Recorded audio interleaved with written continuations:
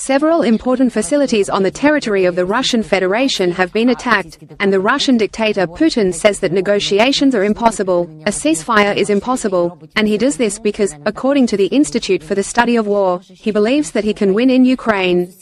We will deal with all this right now. My name is Irina Azlova, and today is Friday, which means that I am not alone here. With me is Oleksandr Musienko, head of the Center for Military Studies, Borys Tizengauzen, a polytechnologist.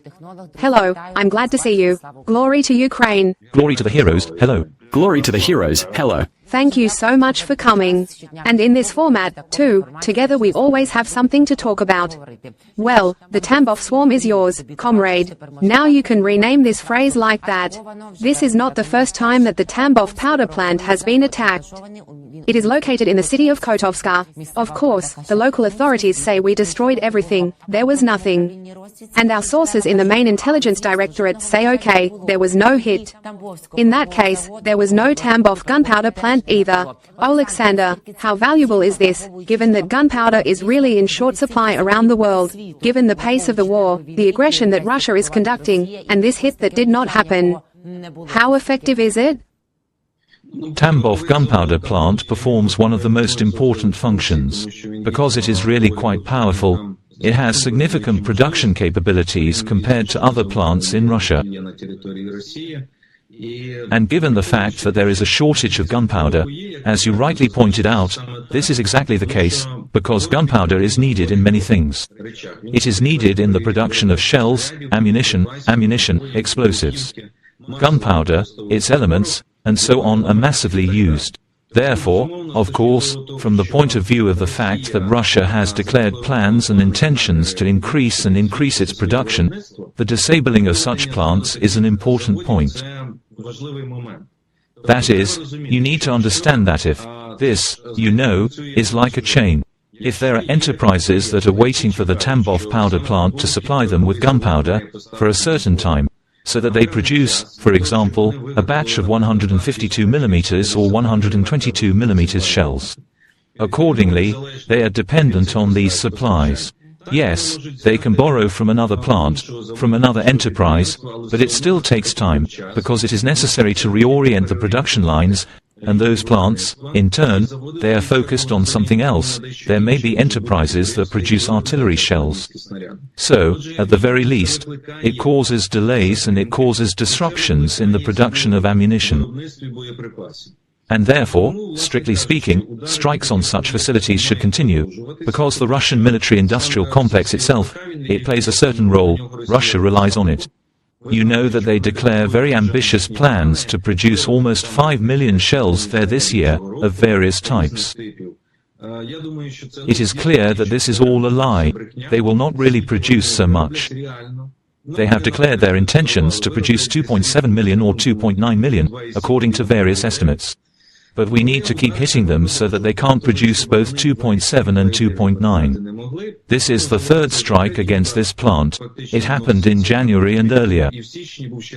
And now, accordingly, it is good that such work is continuing on the military facilities and the military-industrial complex. This is important. And this work continues not only in the Tambov region, but also in two Russian cities that did not sleep well last night, namely Rostov-on-Don and Primorsko-Akhtarsk, from where, let me remind you, the Russians regularly shell Ukraine, launch drones and more, and they always appear in the reports of our air forces and the armed forces of Ukraine. As a result of the attack, fires broke out in Rostov-on-Don and the energy infrastructure in Primorsko-Akhtarsk was damaged. Boris, this is the dynamics of activity. What kind of mood does it evoke in the Russians, and which of these three attacks did you like the most last night? I like everybody. I like it when it's on fire, so to speak. In general, I will add more about this plant. The Russians are planning to increase their capacity there. For your understanding, there are 2,000 employees there, and they plan to increase it to 5,000 in the next couple of years. That is, 5,000 people work at the plant, the volume, the scale, like a small town. It is, of course, an important link in the chain of the Russian military-industrial complex. As for the strikes on Primorsko-Akhtarsk, the most recent one was on Yeysk, where they hit it.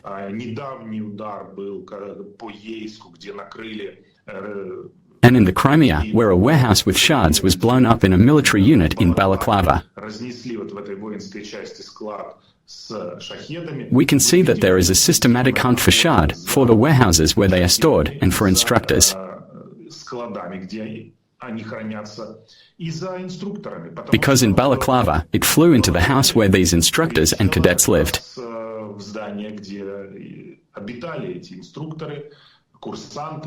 The number is still unclear, but it is there.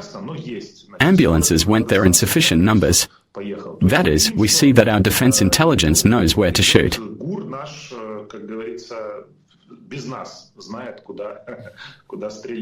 But, of course, if we could attack such bases where instructors are trained, where they launch from, with ballistic missiles, ATACMS, which we have, it would be a completely different kind of hunting.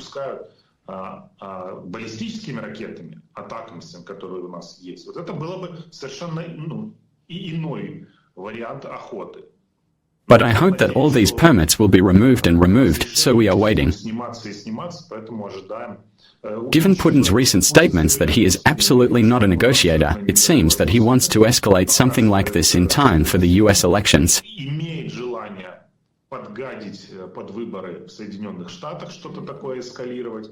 So, I think it won't be long before they'll be charging for more than 100 kilometers, as they say now. That's what's most important. And this was my next question. Since we have been working with all of us for many months and years, this is how we synchronize in the logic of explaining arguments. Ukraine will eventually receive permission to expand its strike missions with weapons provided by Western partners against Russian bombers, in particular, which will allow us to hit enemy aircraft at airfields, which we cannot do now, but one hand is free and the other is still tied. And whether these strikes on the airfields of the aggressor country will make it impossible to attack Ukrainian cities with bombs is being prepared. This was stated by the Minister of Foreign Affairs of Ukraine Dmytro Kuleba in an interview with Zoom. He says that some of these components and decisions depend on us, some are made by our partners, and they also tend to understand that these decisions need to be made. And the day before, we saw publications and statements from the Pentagon, which has not changed yet. This is the panorama of permissions, but depending on the situation on the battlefield, it can change. So now, Boris, let's talk about the political and military component of expanding these permits. What needs to change? How many more times does Putin have to complain about this hostile West that is preventing the war from ending? Yesterday, for the 8th time since the beginning of the year in Kazakhstan, he said I was being deceived. The Istanbul talks were from the heart, we wanted to do that, and the West is deceiving me, so I will not stop shooting. Politically, what needs to change? In general, of course, the SCO summit was something. I watched the video, and I'm going to release a program today, by the way, with more humor in it, because the way Putin was treated there is, as a famous character said, sad.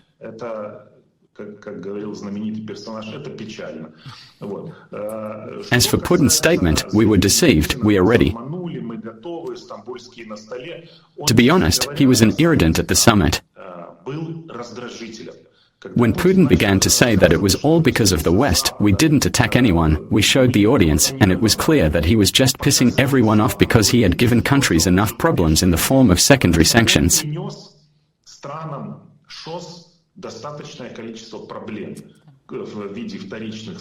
China, for example. That is, China does not need to stop development now, and in fact, the One Belt, One Road project, Xi's key idea, is frozen, his child.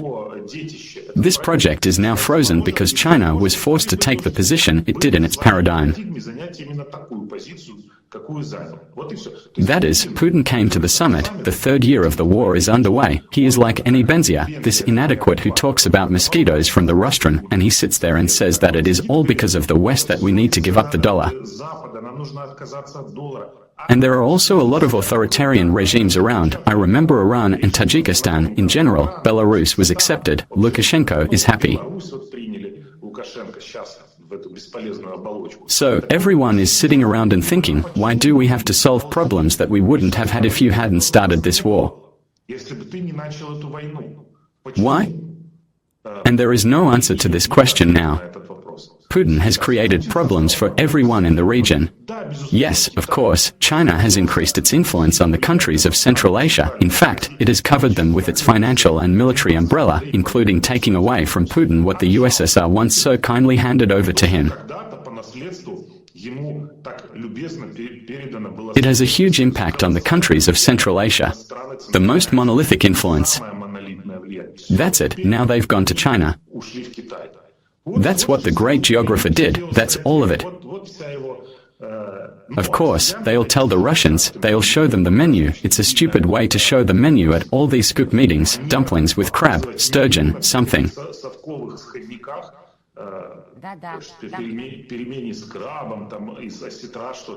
Russians who are fighting over a delay outside a supermarket are told how Putin ate sturgeon fillets. And I noticed this story from the menu. What did they eat in the Politburo today? This story is typical purely for Soviet gatherings. CSTO, SCO, semi-Soviet, well, in general, and so on. What to take from them? The old men gathered, each read what he wanted from a piece of paper, shook hands. She humiliated Putin because Tokayev had met him personally, and he sent someone to meet Putin there. Such is the Sabbath of the Russian world, indeed. We had Caspian sturgeon fillet, veal cheburek, lime sorbet and lamb kurdak. He is very happy. Well, when someone comes to Putin, someone still does not disdain to communicate with him, they also always put up this menu. They have some kind of fetish about it, and when I tell them, I always say, it's a pity that no one choked. But, nevertheless, Boris, how many more times should such gatherings take place? How many more times does Putin have to make marasmus statements before the West realizes that it is time to put an end to him and gives us the go-ahead to strike airfields and other legitimate military targets on Russian territory? Well, in general, it seems to me that the West should have understood this in 2008, after Georgia, or, if it's a late-breaking incident, in 2014, after the annexation of Crimea.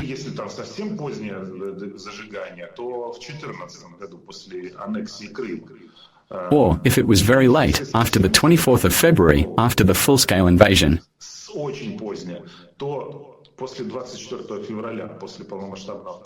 In my opinion, everyone who wanted to understand this, and there is a resource for this.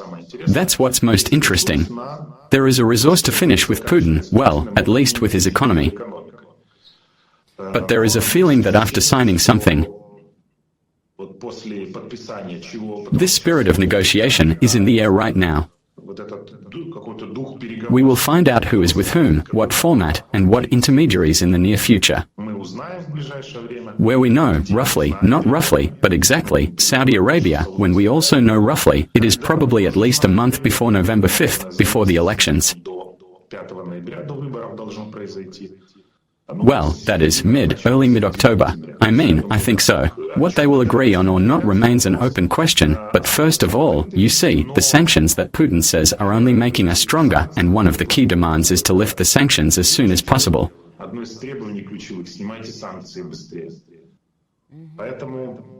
But no matter what happens with the signing or not signing, Putin and Russia in this format, or Russia without Putin with a new Putin, is a permanent threat to everyone in the region.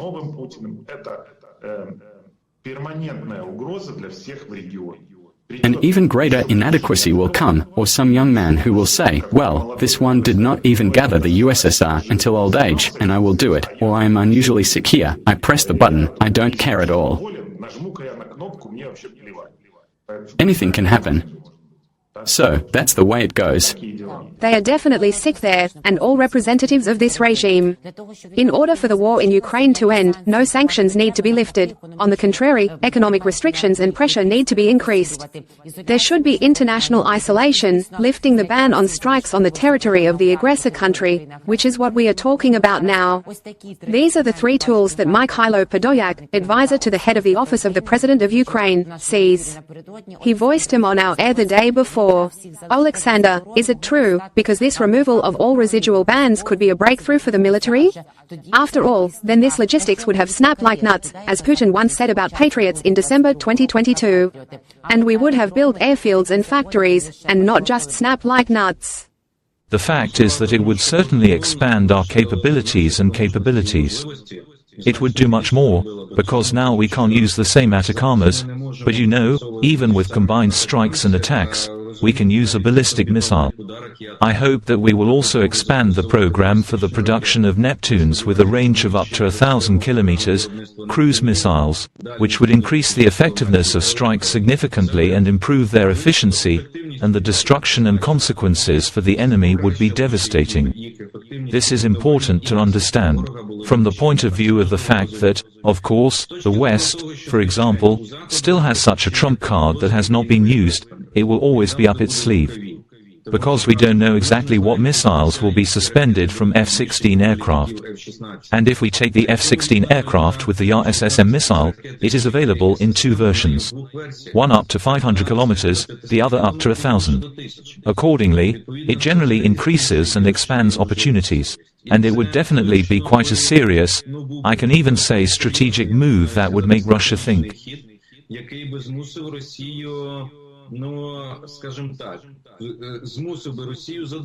Very seriously, because they miss blows, there are prospects for striking and expanding the geography of strikes. And the farther it flies, the more problems will arise. And plus, the next component, purely practical, is important here. We need to reach the frequency of beats. That is, the limitation of the removal of all restrictions, I agree, but the quantity is also important. We do not know the number of missiles with which our partners will provide us. And here it is important that if we go to them, well, accordingly, it seriously expands our capabilities.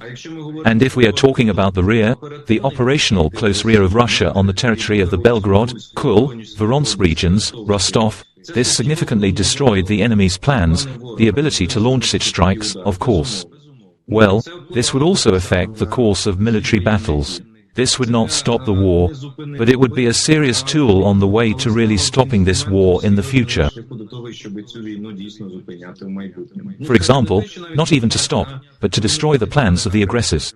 You need to understand that logistics are always on the edge. Russia is advancing quite quickly, trying to boil in their logistics, blocking it. It's like cutting off oxygen in some areas. Consequently, the absence of attacks in some areas allows our units to operate in other areas where the fighting is more intense and where support for our troops is needed. Absolutely, because it is precisely as we quoted the Institute for the Study of War that Putin's obsession with a protracted war gives him confidence, albeit a small one, that he can win, as he convinces himself. Boris, if I could have a moment of your time, please. We have already mentioned the negotiators who have really stepped up their efforts. Viktor Orban, the Hungarian Prime Minister on behalf of Turkey, flew to Ukraine for the first time in 12 years in a full-scale war. As part of the SCO summit, Erdogan made statements about creating the basis for peace talks with China, as I said, and Peskov discussed the Ukrainian crisis with Putin, as they say, and said again that negotiations are impossible without the Russian side. And so Orban says, the next step. We're talking about it, we'll talk about it when it's ready. This is how he definitively answers his potential plans to go to Moscow after Kiev. In the near future, he does not confirm him and what appeared in the media the day before for sure. And, Orban says, the presidency of the Council of the EU does not give Hungary a mandate to promote peace in Ukraine. Yesterday, Mr. Oleksandr and I began to doubt that Orban could become a negotiating mediator, although the day before yesterday our assumptions were a little different, and the facts were different. And Orban says that Hungary can be a good tool in the hands of people who want peace, and the peace talks will be led by large countries. Boris, who is Orban talking about and will he go to Moscow? What do you think? Well, it's totally possible that Tizengauzen will go. Since the beginning of the full-scale invasion, the Minister of Foreign Affairs has been 5 times. He even went to the St. Petersburg Economic Forum. So, of course, Orban can go. He met with Putin. And Orban is now trying to do what Erdogan did in the beginning. Sell the world your uniqueness, like the doves of the world, in this case the swans of the world, more than pigeons. Unique opportunities to become a negotiator and mediator. But we understand perfectly well which side Orban will play on. It's not like he borrowed 10 billion from Ukraine to expand nuclear power plants. And he does not buy cheap energy resources from Ukraine. That is why his arrival in Ukraine, and as I emphasized in my program, I will use this opportunity to tell our viewers that they should definitely subscribe to the channel of Oleksandr Musienko, it will be marked here in blue, and to the channel of Borys Tizengauzen, it will also be marked in blue. You just click with your finger and subscribe there, and you don't even have to go anywhere. And, of course, the channel on which you watch us, on which arena, is constantly present. Orban deliberately proposed a clause that is in all Russian plans, and he knew that he would be refused. Because simply ceasefire, we had enough such proposals. At least Macron, remember, in the Olympic truce. He was well aware that everyone would refuse. Why did he need it? Because he's in trouble there. He was kicked out of one sandbox, the European Union, and not accepted into another.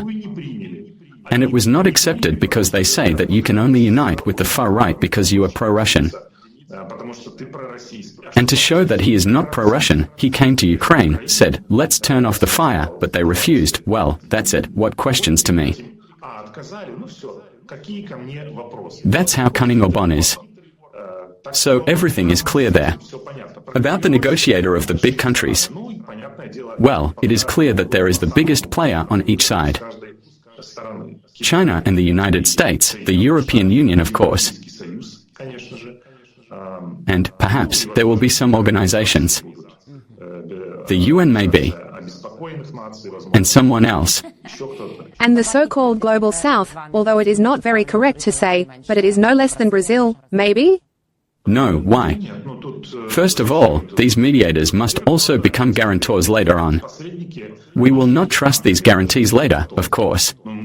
It is not easy, at least we are now talking about those who may become a group of negotiators later on. So someone will provide a platform, like Saudi Arabia, and someone will become, perhaps, a filter through whom we will talk.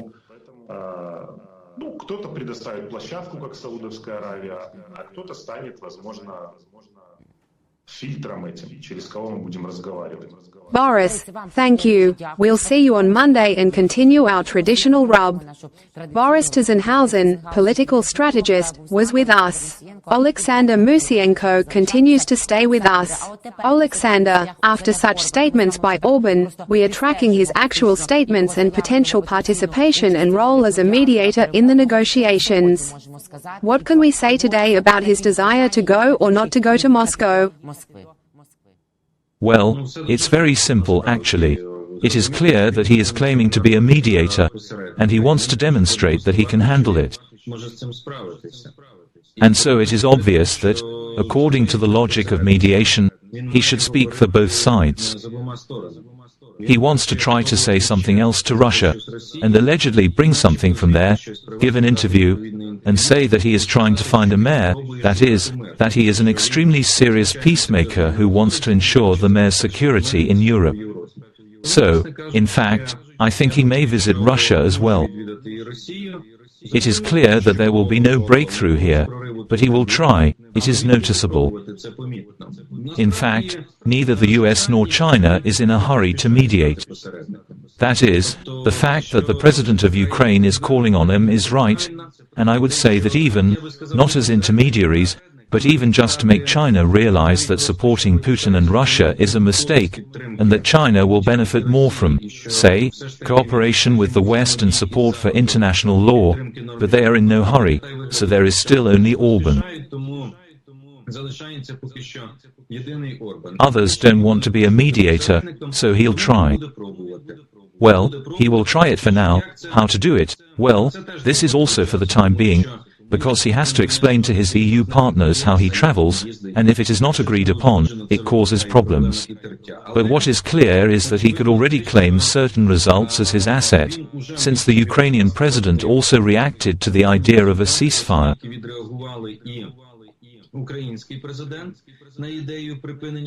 He rejected it. Putin reacted. He also rejected it. But he waited for Zelensky to react. Zelensky reacted. Then Putin said the same.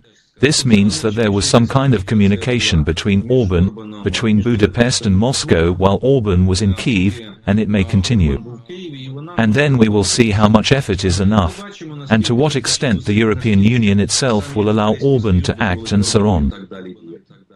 In fact, I find it very interesting that Putin, who has always said that he has been in favor of negotiations since childhood, now says that a ceasefire is actually impossible, and he is not actively promoting this thesis during the negotiations.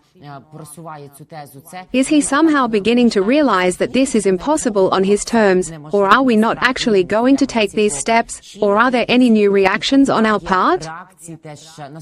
Is there no change in rhetoric here? Well, what was to be expected from him? What will Zelensky say? I am against the truce, he will say, and I am for it. Of course not. That is, it is absolutely obvious that he does not agree. And still, now Ukraine is pulling the championship in this negotiation track. Because Russia is forced to react, it is forced to react to our activity, to our statements, and Putin is forced to do the same. By the way, I do not entirely agree with the Institute for the Study of War, with their conclusions that Putin is not ready. Russia is accelerating. Russia is accelerating its search for some kind of truce scenario at least. It's noticeable. This activation, it is noticeable. Another issue is that the conditions they offer are unacceptable. Therefore, I think that the situation here is such now that there was an exchange of views. The main thing is that no one rejected the idea itself, but Putin is forced to comment on Ukrainian agenda. This is very important. That is, the agenda set by Ukraine. We managed to involve him in this, and it is important that it continues to be like this. We are now talking about what Putin said in response to Orban's proposal after it has already been commented on by Ukrainian president. He is not the first to comment on this and so on, that is, he was waiting for a reaction. He was waiting to see what Zelensky would say after meeting with Orban. He saw, the results disappointed him. So he comes out and says, well, I thought that now we would hear some positive feedback and so on. There is nothing, well, that's why he demonstrates that, well, yes, no, well, that's how we're going to get in. Putin even mentioned the Istanbul agreements, and this is a departure from the position on the ultimatum to the Istanbul agreements. It is like rolling back to capitulation. Therefore, as a matter of fact, Russia is very quickly looking for a solution to a truce and to freeze at least the conflict. It's obvious, and they're going to push it forward because they're afraid of uncertainty after the election in the United States. Here we think about what will happen if Trump comes. They think too, and they think that if Trump comes and really overwhelms Ukraine with weapons, either Biden is re-elected and his hands are untied, or the Democrats nominate someone else. Therefore, they also have questions. I think they are trying to speed up. There is another issue that we still have to proceed from our positions. I think that our positions will continue to prevail on the agenda. This is important. Definitely, and I think this is also a gauging of positions. The main thing is to do it on our terms, before preparing for the next peace summit, which will be held according to our formula. Maybe this will change the opinion of other key players, such as China, Saudi Arabia, and others. We will keep an eye on it. Oleksandr, thank you for this wonderful productive week, for your analysis and participation in various formats and programs.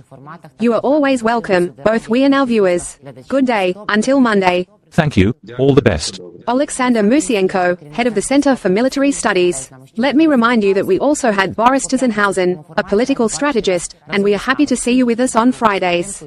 We feel your support and views, and we thank you. So come to us again and subscribe, please, to Oleksandr Musienko's YouTube, to Borys Tizengauzen's YouTube, in large blue letters.